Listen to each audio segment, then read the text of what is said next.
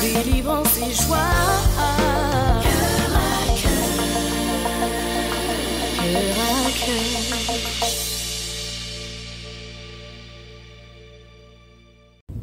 Bonjour, bonsoir, cela dépend de l'heure que vous allez nous suivre. Moi, c'est Martine Kassongo. Aujourd'hui, je suis très heureuse de recevoir trois dames qui vont se présenter tantôt pour parler de la poursuite de notre premier amour. Pourquoi ce thème est tiré de Apocalypse 2:4 où la Bible nous dit « Mais ce que j'ai contre toi, c'est que tu as abandonné ton premier amour. Souviens-toi donc d'où tu es tombé. Réponds-toi et pratique les premières œuvres. Sinon, je viendrai à toi et je ôterai ton chandelier de sa place, à moins que tu ne te réponds. » Apocalypse 2:4, voilà, c'est autour de ce thème que je vais recevoir trois grandes dames que je vais laisser se présenter, en commençant par mon extrême droite. Bonjour Maria. Bonjour tout le monde, j'espère que vous allez tous très bien. Alors, mon nom est Maria González et je viens du Venezuela, l'Amérique du Sud. Alors, c'est un grand plaisir pour moi d'être ici parmi vous. Alors, merci de l'invitation. Enchantée. Pasteur Nathalie. Voilà, bonjour, c'est encore un plaisir d'être avec vous aujourd'hui. Bonjour à toutes les servantes de Dieu qui sont là. Voilà, Pasteur Nathalie, donc on est là encore, on croit que le Seigneur a une parole pour chacun de nous aujourd'hui. Amen. J'ai à mon extrême gauche l'évangéliste Dada. Allez-y.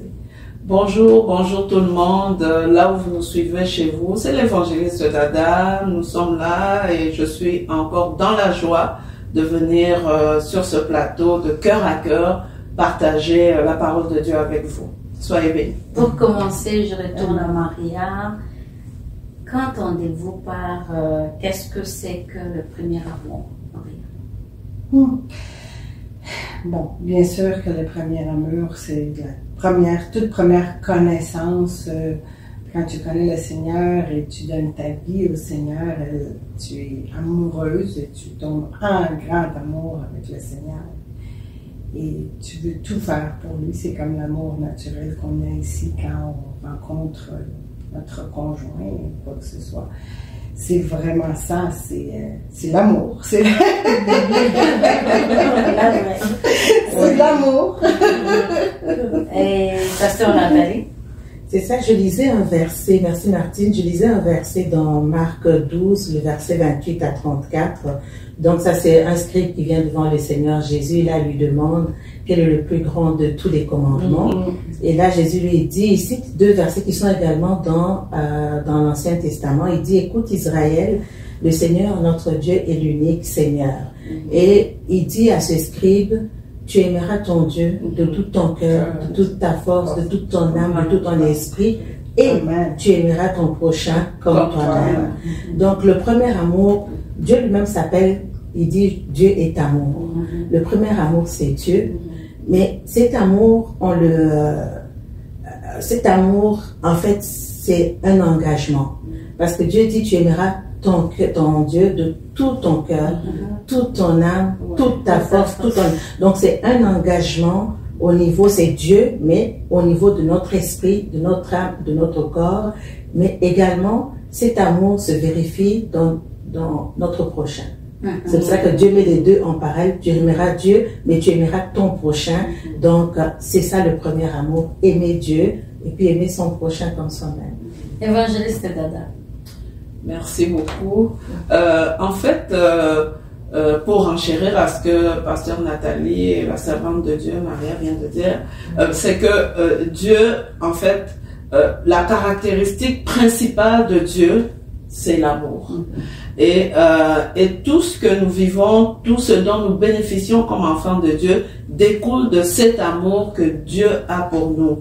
Et comme aussi la Bible nous dit qu'il nous a aimés le premier. Donc, Dieu a commencé à nous aimer et nous, par la suite, on réalise cet amour et nous lui rendons cet amour. Maintenant, le premier amour, c'est vraiment quand on réalise vraiment que Dieu nous aime, on lui rend ce premier amour Et c'est cette première flamme-là qu'on a au début. On accepte Jésus dans notre vie comme Seigneur, comme Sauveur. On a une flamme, on a un feu qui brûle en nous. On est tout feu, tout flamme. On veut tout faire. On se donne corps, âme et esprit pour le Seigneur et pour son œuvre. C'est ce premier zèle, ce premier feu, cette première flamme, ce premier amour dont il est question aussi. Ouais. Tout à fait. Pasteur Nathalie, je reviens sur vous pour demander une question. Quelles sont les exigences de cette première amour? Alors, ça serait intéressant de faire un parallélisme. Maria, tout à l'heure, tu parlais comme on rencontre notre premier amour ici. Et puis, il y a des exigences. On attend qu'il soit fidèle. On attend qu'il nous offre peut-être des cadeaux comme ceux qui fêtent la Saint-Valentin. Peut-être aujourd'hui, ça va être le temps d'offrir un chocolat ou des choses comme ça, je ne sais pas. Donc, l'amour terrestre, l'amour humain a des exigences qui sont différentes de l'amour de Dieu. L'amour de Dieu, en fait, n'a qu'une exigence. Et cette exigence, c'est l'obéissance. Parce que Dieu dit dans sa parole, quand on lit dans Jean 14, le verset 15 et 21, il nous dit, si vous m'aimez, vous gardez mes commandements. Et il dit aussi, celui qui a mes commandements et qui les garde, celui-là même. Donc, il n'y a pas d'amour sans obéissance. Quand on voit amour, on voit obéissance. Et c'est vraiment cette exigence-là que le Seigneur demande. En fait, c'est la seule exigence. Ça n'a rien à voir avec les caractères humains. Et d'ailleurs, le Seigneur dit dans sa parole que l'obéissance vaut mieux que les sacrifices. C'est-à-dire que tu peux faire tout ce que tu veux, mais s'il n'y a pas l'obéissance, il n'y a pas l'amour à Dieu. Donc, une seule exigence, c'est l'obéissance à Dieu, à sa parole. Amen. Est-ce que vous avez quelque chose à ajouter? Non, vraiment, je suis tout à fait d'accord parce que justement, s'il n'y a pas d'obéissance, il n'y a pas d'amour. C'est comme un enfant, nos enfants. On leur dit de faire quelque chose maintenant.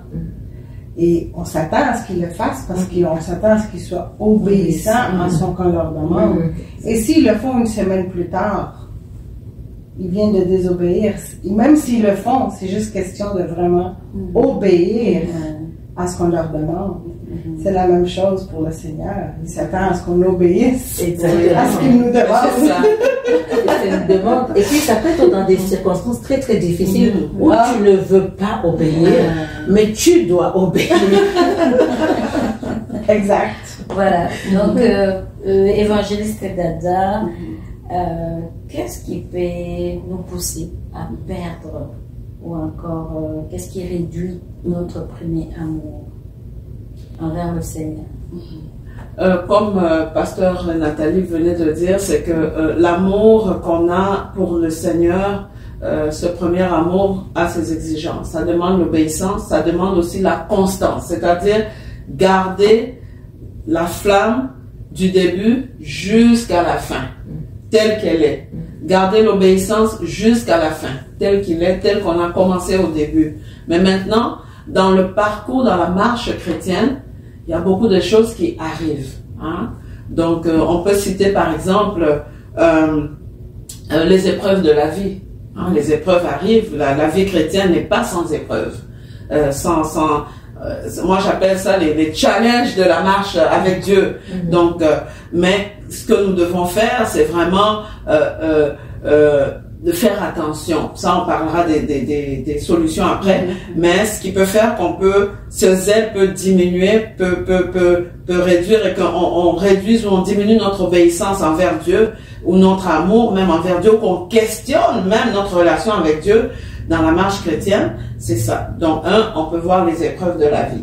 Deuxièmement, il y a la compromission.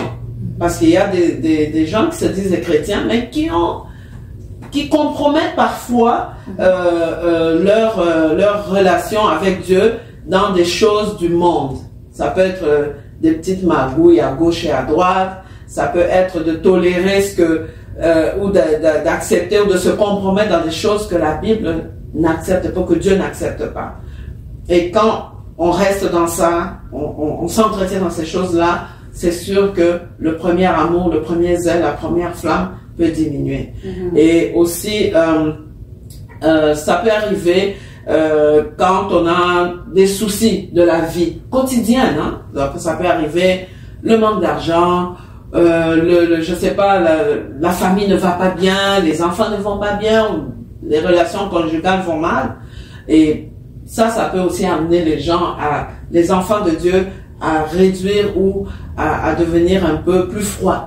Et les déceptions aussi, hein, on peut voir aussi les déceptions dans l'église, dans le corps de Christ ou dans les églises locales où les gens peuvent vivre certaines déceptions et perdre, en fait, comme je disais tout à l'heure, il y a cette connexion verticale avec Dieu qui doit rester constante dans l'obéissance et cet amour avec Dieu. Mais il y a aussi, comme Pasteur Nathalie disait, la relation qui est horizontale avec ceux qui nous entourent. Parce qu'on a dit aime Dieu, mais aime aussi ton prochain comme toi-même. Mais le problème qui vient interférer dans notre relation verticale avec Dieu, c'est justement cette relation horizontale avec son prochain. Donc c'est là où, quand il y a des problèmes, et bien la relation verticale, la flamme tend à diminuer. C'est ça. Il y a deux ennemis de l'amour de Dieu, du premier amour, que la Bible cite. Et quand ces deux choses se présentent, l'amour pour Dieu s'éteint. Il y a l'amour de l'argent et il y a l'amour du monde. Ah oui. Alors, quand on parle de l'amour du monde, c'est le système avec lequel le monde fonctionne. Tout à fait. La façon de faire. Comme on peut voir par exemple des peuples qui dominent d'autres peuples, qui écrasent d'autres peuples. Ça c'est le système du monde. Alors, les choses qui tiennent l'amour de Dieu, c'est quand les enfants de Dieu commencent à fonctionner ou se conformer au monde, parce que la Bible dit, ne vous conformez pas au monde, mais soyez au siècle présent, mais soyez transformés par le renouvellement de l'intelligence. Donc, l'amour du monde, quand ça rentre dans l'église, dans les foyers, ça détruit l'amour de Dieu. Et l'amour de l'argent, parce que Dieu dit encore, tu ne peux pas servir deux maîtres à la fois. Ou tu sers maman, le Dieu de l'argent, ou tu sers Dieu. Tu peux pas. En fait, l'amour, c'est un lien. Et là où est ton cœur, là où est ton trésor. Si ton cœur est dans l'amour du monde et dans l'amour de l'argent, ton cœur n'est plus à Dieu. Donc, deux ennemis auxquels il faut vraiment faire attention, l'amour de l'argent et l'amour du monde. Ceci m'amène à Maria pour savoir quelle attitude que chaque croyant devrait avoir par rapport à son état spirituel. Comme Pasteur Nathalie mentionne, faire attention surtout à ce qui t'entoure, dans le sens que on doit toujours garder cette attitude de, premièrement, lire ta Bible, c'est le facteur premier, parce que c'est le téléphone avec le Seigneur. Alors, si on ne lit pas, parce que justement, on a embarqué, comme Pasteur Nathalie mentionne, dans le monde où aller chercher l'argent, parce qu'on doit travailler, faire les choses quotidiennes, ceci nous éloigne du Seigneur. Il ne peut plus nous parler. Et là, on embarque dans on ne prie plus. Et là, on embarque dans l'amour qui se refroidit. Vous voyez? Alors, c'est ça, c'est des attitudes qu'on devrait vraiment éviter. Vraiment conserver la Bible tout près de nous, tout le temps. La lire constamment, lui parler constamment, prier constamment pour garder ce feu c'est vraiment l'amour quotidien. Imaginez, vous êtes marié et vous appelez jamais votre mari et vous lui parlez jamais. Ça serait impossible. Alors, la même chose. Et puis finalement, on tombe dans ça. Ça se fait au fur et à mesure. Et puis finalement, on tombe dans un jugement. Exactement. On finit par le jugement alors qu'on avait bien commencé avec le Seigneur. Il y a plusieurs exemples. Dans les murmures. Voilà. On finit dans la pratique, dans les murmures et tout ça. Et il y a plusieurs exemples bibliques qui en parlent. Des gens qui ont bien commencé avec le Seigneur qui finalement finissent de manière très triste, quoi. Je pense que vous m'avez juste précédé en commençant déjà à évoquer comment est-ce qu'on peut savoir qu'on a perdu le premier évangéliste.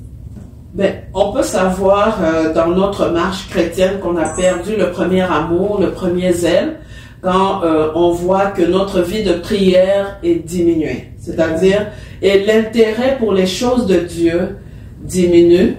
Et on voit vraiment que on perd de l'intérêt, on perd ce premier zèle, on devient lourd. Il y a une lourdeur spirituelle qui s'installe et on lit, comme la servante de Dieu, Marie venait de le dire, on s'intéresse moins à la lecture de la parole de Dieu, à la méditation. On s'intéresse moins à la prière. Pasteur Nathalie venait de dire l'amour du monde, les choses du monde. Donc, on va vers des conformités aux choses du siècle présent, ce qui nous éloigne de notre premier amour, ce qui nous éloigne du battement de notre cœur qui est fort avec Dieu. Donc, c'est là certains des signes qui peuvent nous montrer que vraiment on est en train de perdre le premier amour. Donc, on prie moins, on s'intéresse moins aux choses de Dieu, on avait le zèle pour servir Dieu, pour évangéliser, pour prêcher la parole, pour aider, pour travailler, même dans des œuvres caritatives pour le Seigneur. Et là, on se retrouve à reculer, à avoir moins de zèle, moins de feu, de flamme pour ces choses qu'on faisait au début pour le Seigneur, par amour pour le Seigneur. Mais évangéliste Dada, le verset Apocalypse 2:4 est étonnant parce qu'on voit un peuple, l'église d'Éphèse dont il est question, on la voit tout feu, tout flamme. Tout à fait. Elle fait des choses que Dieu aime, tout ça c'est bien, on l'a vraiment engagé. Et pourtant Dieu dit, mais tu as oublié le premier amour. Ça veut dire, quel est le motif pour lesquels tu fais toutes ces choses-là? Où est placé ton Dieu? C'est vraiment de remettre Dieu, de dépendre de Dieu, de remettre Dieu au centre de toute chose. Parce que quand on marche même avec le système du monde, le système du monde veut amener la gloire sur soi. Voilà. Ça veut dire qu'on peut faire même ces œuvres-là, mais pour que ce soit nous qui soyons glorifiés, au lieu de remettre la gloire à Dieu. Donc Dieu rappelle vraiment l'Église à revenir à lui. Tout ce que nous faisons, c'est pour lui et seulement pour lui. Et ça, c'est vraiment un gros souci aujourd'hui un peu partout. Mais tout à fait, Pasteur Nathalie, parce que la gloire, comme on dit, ce premier amour, c'est que on peut continuer. Comme on dit, c'est que l'amour a diminué. On continue à faire des choses, mais plus vraiment avec le même engouement, la même passion. Et ce qui fait que, bon, on se retrouve, comme tu dis justement, à faire des choses pour soi-même et à vouloir être vu et non que Christ soit vu en premier et non que Dieu soit vu en premier. Parce que les œuvres de Dieu doivent être manifestes en premier et que la gloire revienne d'abord à Dieu et non aux humains. Donc vraiment, revenir à ce premier amour, c'est important. Oui, Maria, quels sont les dangers de perdre le premier amour? Les dangers de perdre le premier amour sont immenses, mais tout début, je pense vraiment, pendant qu'on partage, je pense vraiment à qu'est-ce que le Seigneur nous a demandé. Il dit que le royaume de Dieu est venu. Et c'est lui qui a emporté le royaume. Notre devoir, c'est vraiment d'annoncer la bonne nouvelle du royaume. Si on aime le Seigneur, si on aime le prochain, comme on a parlé tantôt, notre devoir, c'est vraiment annoncer les bonnes nouvelles du royaume parce qu'on l'aime. Alors, c'est sûr que si on perd notre amour, on perd tout. On perd le focus, on ne lui donne plus la gloire et on perd l'objectif de lequel il est venu sur la terre. Car il est venu sur la terre pour nous réconcilier avec notre Père. Amen.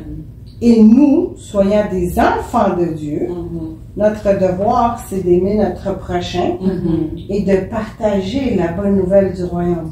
Si on ne partage pas la bonne nouvelle du royaume, on n'aime pas notre prochain. C'est ça. Alors à ce moment-là, que la personne soit un nouveau croyant, que la personne soit une personne qui s'est éloignée puis qui revient. Notre devoir, c'est vraiment d'aimer. Aimer tout le monde. Parce qu'il ne fait pas d'exception de personne. C'est vrai.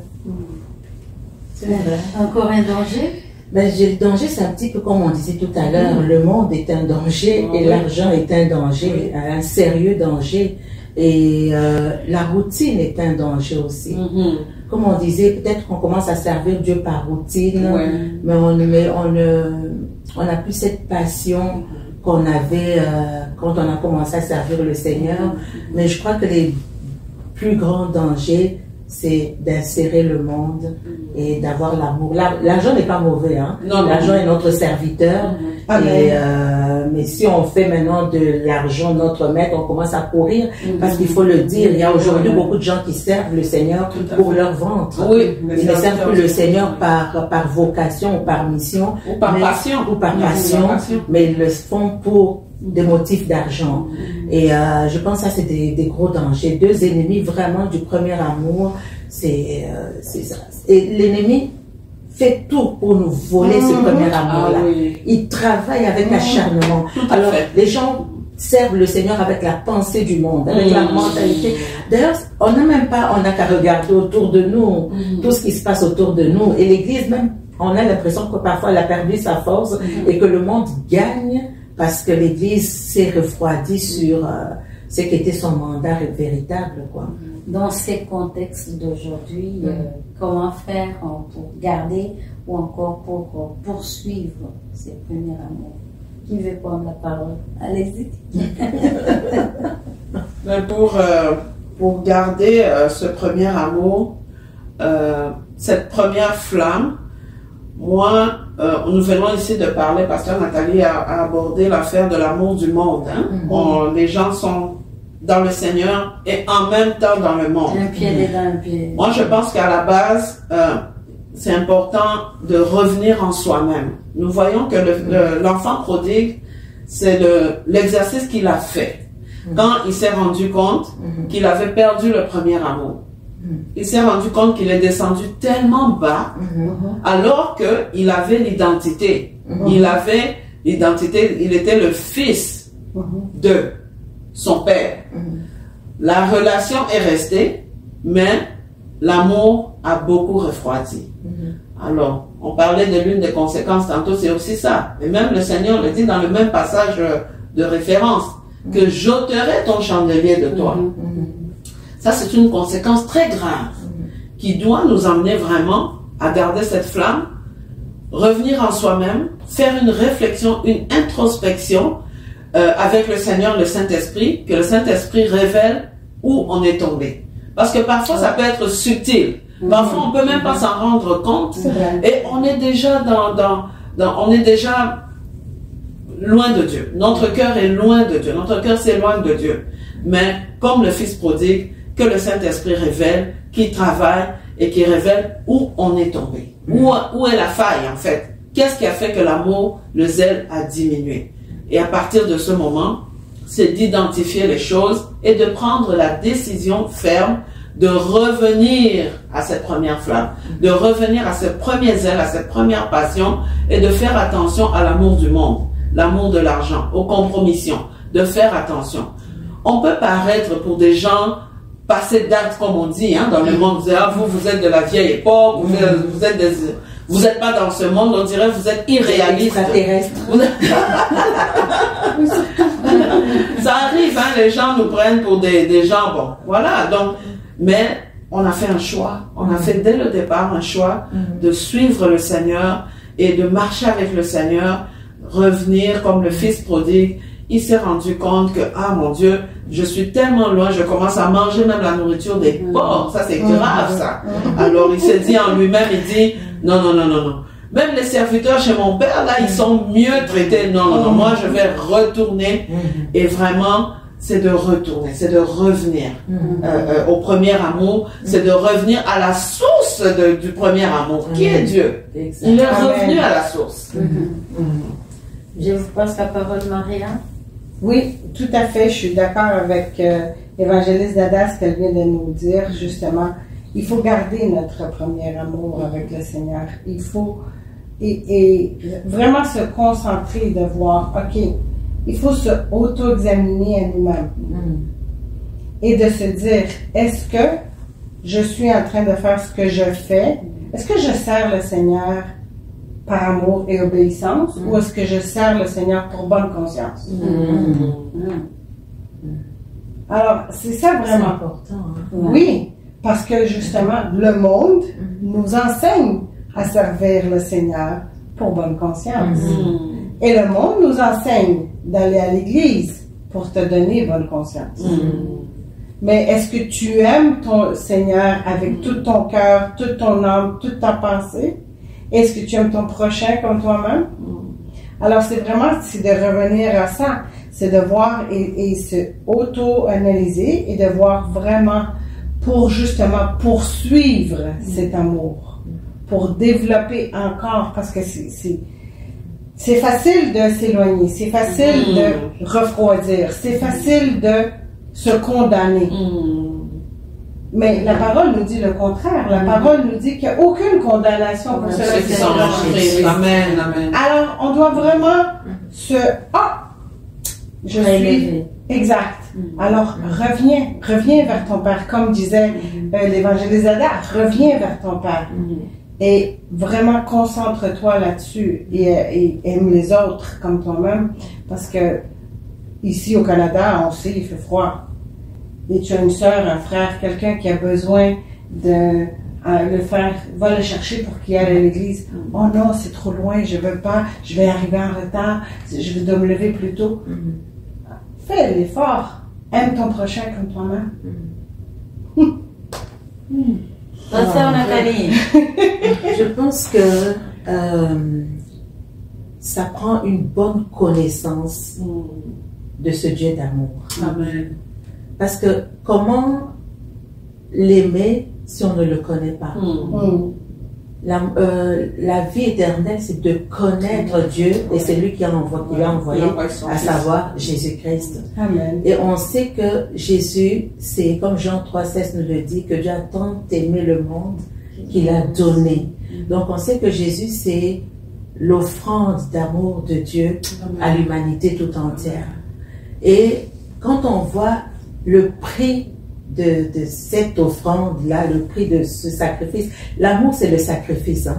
Quand on voit le prix de ce sacrifice-là, quand on connaît, on sait, tu connais, tu ne peux qu'aimer Dieu en retour. Quand tu sais que c'est ta source de bonheur, que c'est ta source de grâce, que c'est ta source. Tu ne peux que l'aimer en retour. Mais en réalité, est-ce que c'est si facile d'aimer Dieu? C'est pas facile d'aimer Dieu. D'ailleurs, on ne peut pas aimer Dieu de nous-mêmes. Parce que la Bible dit que le Saint-Esprit a répandu l'amour de Dieu dans nos cœurs. Par le Saint-Esprit. Donc, c'est ça la prière qu'on devrait faire. Seigneur, je ne sais même pas t'aimer. Parce que la vérité, c'est que si on regarde dans nos maisons, avec nos foyers, nos maris, dans notre quotidien, je peux dire qu'on a foiré. Carrément, on est à côté de la plaque. Si on fait l'analyse à chaque journée qui passe, les enfants, maman, tu m'as fait ça, le mari, tu as fait ça, les murmures, les critiques, l'église, on commence à voir dans le pasteur qu'il a tous les péchés du monde, on voit dans le frère qu'il a tous les péchés du monde, ça veut dire que non, on n'a pas l'amour, on ne sait pas aimer. Ça, c'est la vérité. On ne sait pas aimer, mais on a besoin que le Saint-Esprit répande dans notre cœur, dans notre âme, dans notre esprit, dans notre corps. Comme on a dit, tu aimeras ton Dieu de tout ton corps, ton âme, ton esprit, ton intelligence, ta pensée, de toute ton énergie. Mais il n'y a que le Saint-Esprit qui répand cet amour dans nous, qui peut nous permettre d'aimer Dieu comme Dieu veut que nous l'aimions. Parce que nous, on peut se dire, comme Apocalypse le disait, ils se disaient aimer Dieu, mais ils aimaient Dieu à leur façon. À leur manière. Mais c'est Dieu qui doit nous apprendre comment l'aimer. Qu'est-ce qu'il désire? Qu'est-ce qu'il veut? C'est vraiment Dieu qui peut nous permettre de le faire. L'apôtre Paul dit dans 1 Corinthiens 9, 24, 26, je ne vais pas le citer au total, il dit, parce que nous sommes dans la poursuite du premier amour. C'est ça. Cet amour-là, que nous vivons que partiellement ici, nous voulons le voir à l'achèvement des temps. Amen. Alors il dit, moi donc je cours, mais non pas à l'aventure. Donc j'ai un but. Je dois voir atteindre l'amour final. Donc je suis à la poursuite. Pour cela, je me débarrasse de tous les fardeaux, des péchés. Donc c'est une marche.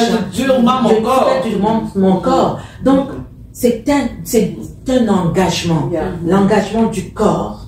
ça veut dire tout. Physiquement, l'engagement de l'âme, ça veut dire au niveau de ma personnalité, de mon caractère, l'engagement au niveau de mes pensées. Le pensée, c'est tout un monde. L'engagement au niveau de l'esprit, servir Dieu avec toute l'intelligence. Donc, c'est vraiment Dieu qui nous appelle à cet engagement-là. Donc, c'est une consécration, en fait. Aimer Dieu, c'est se consacrer et s'engager fortement juste pour lui, sachant que rien ne nous séparera de l'amour de Dieu. Ben oui, justement, pasteur Nathalie, l'apôtre Paul, toujours dans 1 Corinthiens 13, il dit tout passera. Tout passera. Les prophéties cesseront, les langues cesseront. Tout passera. Mais la chose qui va demeurer, l'amour, dès maintenant, jusque dans l'éternité, c'est l'amour. Amen. C'est l'amour. Donc, vraiment, travaillons à notre salut chaque jour. Travaillons à notre relation avec Dieu, à notre amour, notre flamme, que le chandelier reste allumé. Tout le temps. Oui. Sinon, nous nous retrouvons comme les 5 vierges folles. Donc, non seulement le chandelier doit rester allumé, mais tu viens de parler du Saint-Esprit. C'est le Saint-Esprit qui nous révèle l'amour, la profondeur de l'amour de Dieu. Mais que nous ayons le Saint-Esprit en abondance dans la réserve, parce que ce qui manquait aux 5 vierges folles, elles étaient toutes des vierges. Mais ce qui manquait, c'était la réserve d'huile. Donc l'huile qui représente l'Esprit de Dieu. Alors, que l'Esprit de Dieu soit habite abondamment en nous pour que nous puissions pratiquer les premières œuvres et que nous puissions revenir à cet amour. En conclusion, une seconde. Une seconde. Non, je réfléchissais à ce que Évangéliste Ada disait justement sur l'amour et de l'Esprit Saint en nous qui révoque l'amour. Et c'est ce qui est le plus important. Cherchons toujours d'avoir l'amour de Dieu dans nous pour qu'on puisse aussi le partager aux autres. Est-ce qu'il y a quelqu'un qui va encore dire un petit mot? On est à la fin. On est à la fin, c'est vraiment d'encourager. Parfois, les gens cessent de servir Dieu à cause, comme tu disais, des soucis et puis de toutes sortes de choses. Des déceptions. Mais Dieu est amour. Amen. Rien ne pourra te séparer de l'amour de Dieu. Amen. C'est vraiment d'encourager un foyer qui vit des choses difficiles, que ce soit un divorce, les gens vont se sentir rejetés, abandonnés, mais Dieu est amour. Amen. Alors, c'est également parler à tous ceux qui sont dans le monde aujourd'hui et qui se satisfont du monde, pensant qu'ils n'ont pas à aimer Dieu. Mais c'est d'appeler vraiment cette réflexion. Si on t'enlevait tous les biens matériels que tu as, qu'est-ce qui te resterait? Après la vie ici-bas, qu'est-ce qui t'attend de l'autre côté? Il y a cet amour et cette grâce de Dieu qui sont encore disponibles aujourd'hui. Amen. Et que tu te dises aujourd'hui, je veux prendre cet engagement de découvrir déjà ce premier amour. Aujourd'hui, vous nous entendez, mais elles sont en train de parler du premier amour. Mais quel est ce premier amour? C'est une invitation à dire à quelqu'un aujourd'hui, là où vous nous suivez, je désire goûter, je désire connaître, je désire savoir. C'est quoi ce premier amour-là? Et on peut dire, pour l'avoir testé, on peut dire que vous ne serez pas déçus. Amen. Voilà, je pense que c'est vraiment une émission, des conscientisations qui doit nous ramener encore à nous examiner à notre marche avec le Seigneur. Quel est notre premier amour? À quel niveau on est? Est-ce qu'on est toujours attaché au Seigneur? Et c'est là, par l'aide de Saint-Esprit, je pense que je vais conclure cette émission en demandant à d'autres personnes qui a suivi cette émission. Vous avez des questions, vous pouvez toujours le poser sur cette plateforme. Les 3 servantes de Dieu avec moi vont vous répondre. Vous pouvez aussi appeler si vous ne comprenez pas comment ou quelle démarche prendre. Je pense qu'elles seront là pour vous répondre Voilà, suivez cette émission, mettez-vous en cause, regardez-vous et examinons notre marche. Surtout, restons attachés et poursuivons notre premier amour. Voilà, c'est ainsi que nous terminons cette émission. À la prochaine. À cœur, un rendez-vous avec ton présent pour transformer ton futur. Cœur à cœur, parce que Dieu agit encore. Cœur à cœur, parce que Dieu agit encore.